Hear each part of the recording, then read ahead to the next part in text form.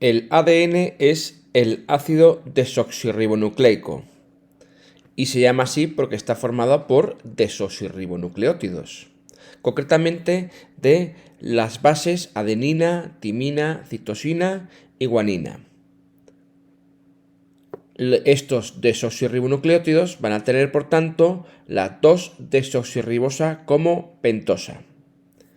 Al igual que pasaba en las proteínas, va a haber una serie de niveles estructurales que son concretamente tres: la estructura primaria, la estructura secundaria y la estructura terciaria.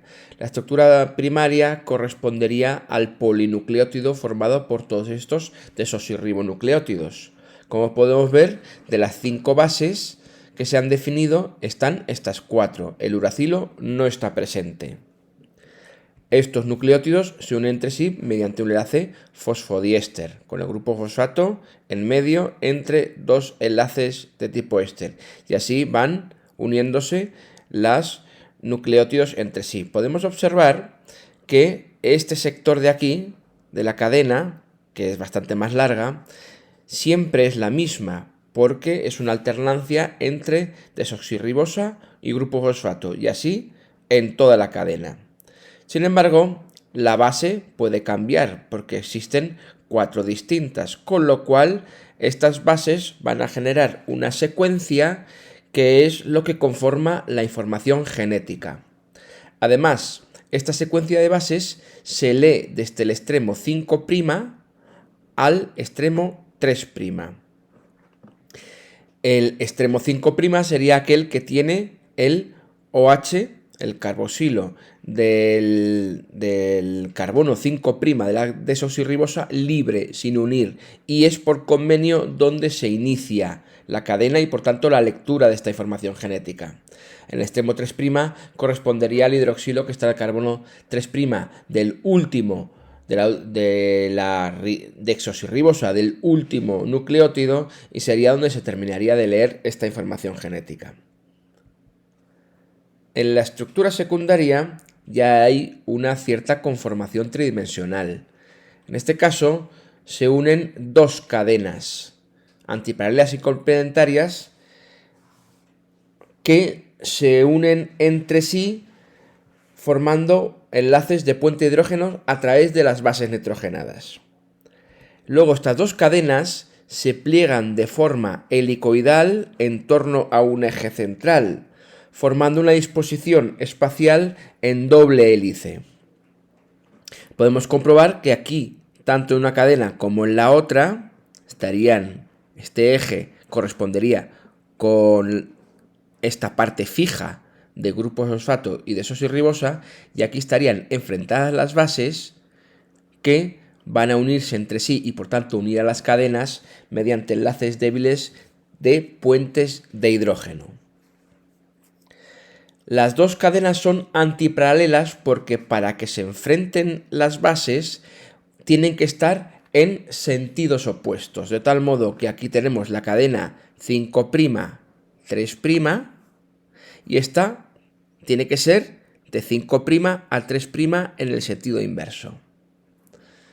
Así, de este modo, se enfrentan las bases y además estas bases van a tener que unirse necesariamente una base púrica grande con una base pirimidínica, y además van a seguir una regla de complementariedad bastante fija.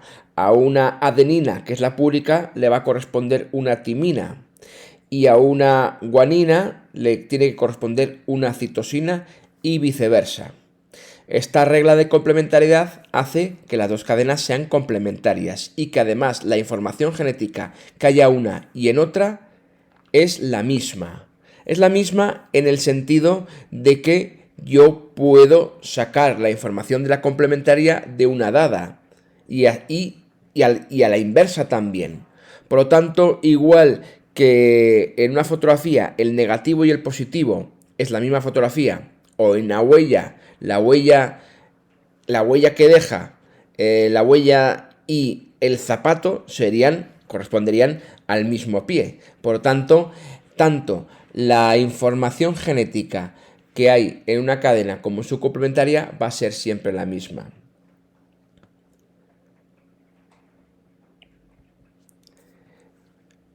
Luego, la estructura terciaria ya corresponde a un repliegue de esta doble hélice, digamos, básica. La doble hélice pues tendría un diámetro de unos 2 nanómetros, o sea, 20 angstrom, 2 nanómetros.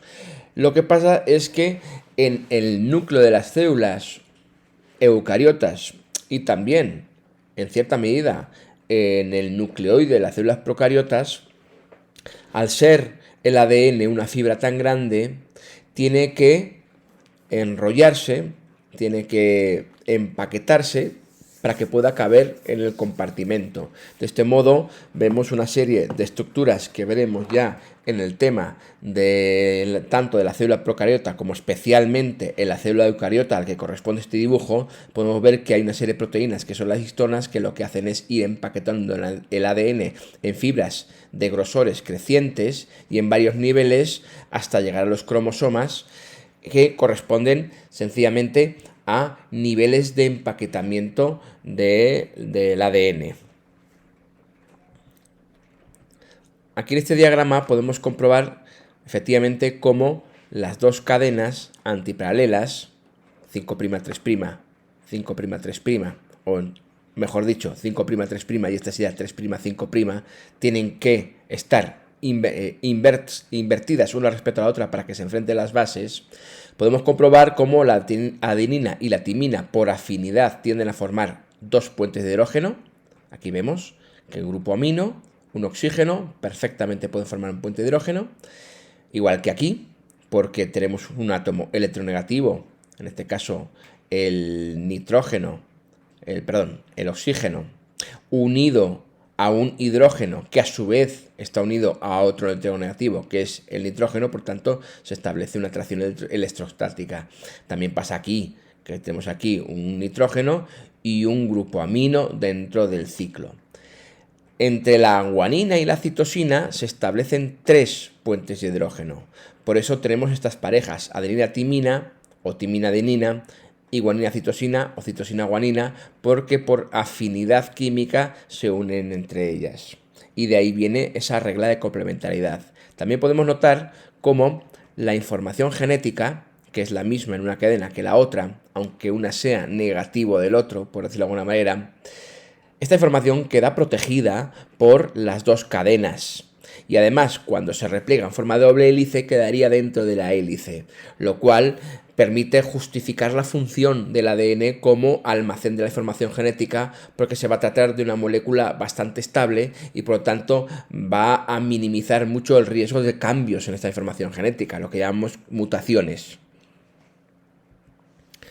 También el ADN, al igual que las proteínas, puede perder estas conformaciones tridimensionales de la estructura primaria e incluso de la secundaria. Aquí vemos cómo la doble hélice puede separar sus dos cadenas cuando se incrementa mucho la temperatura. Esto sería una desnaturalización. Al incrementar bastante la temperatura, de hecho, tiene que incrementarse la temperatura del orden de 90 grados Celsius, que es bastante más de lo que pueden soportar las proteínas. Los puentes de hidrógeno que unen entre sí las bases y por tanto las cadenas se rompen y por tanto las dos cadenas se separan. Y eso sería el estado desnaturalizado. Si la temperatura vuelve a recuperar niveles fisiológicos, se puede renaturalizar y de forma espontánea vuelve a formarse la doble hélice.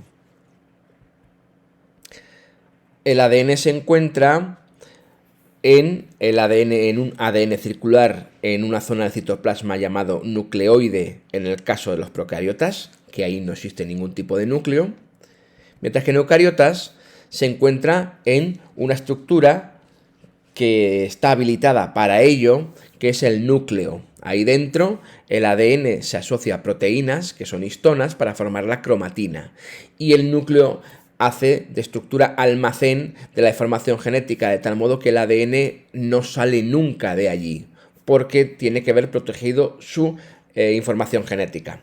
La información, si tiene que salir, sale a modo de copias, en forma de copias, que constituyen las cadenas de ARN, como veremos más adelante.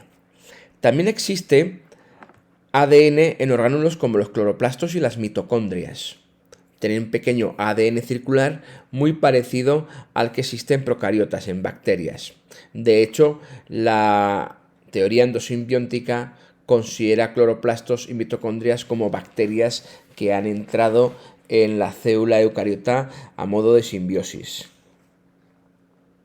También hay que decir que algunos virus tienen ADN también, que puede ser o bicatenario o monocatenario, y lo tienen dentro de su cápsida.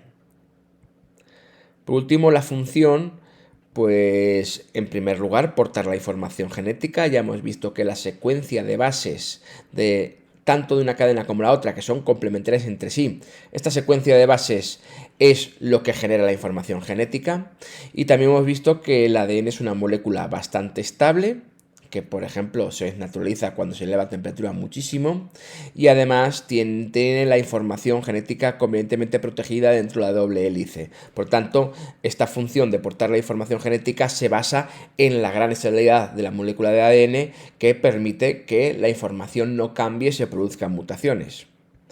Luego, una segunda función sería transmitir esa información a la siguiente generación, mediante la replicación del ADN. Es decir, antes de la división de la célula se tiene que producir una duplicación del ADN, que además el ADN lo realiza ella misma mediante un procedimiento que veremos en los temas de genética molecular. Luego, cada una de las células hijas van a tener una de esas copias del ADN. Por tanto, esa información que tenía la célula progenitora ha pasado convenientemente a las células hijas. Y de este modo, tanto las modalidades de reproducción sexual como asexual también pueden pasar de unos individuos a otros, de unas generaciones a otras.